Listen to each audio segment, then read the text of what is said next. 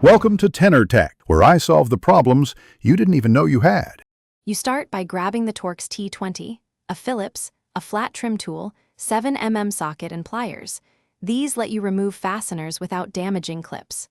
Once done, disconnect the battery negative to avoid shorting the central lock actuator when you work on wiring.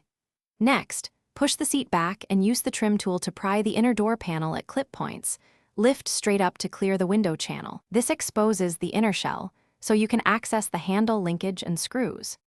Now you unbolt the handle retaining screws and gently pull the exterior handle free while watching the linkage so rods don't spring out. Inspect the plastic pivot bushings, metal rod ends, and the latch for cracks or missing clips. These are the usual failure points on a 2006 Focus. If a clip or rod end is damaged, swap it. Plastic pivot pieces are inexpensive and restore alignment. Make sure to lubricate moving pivots and the latch with white lithium grease so motion is smooth and binding stops.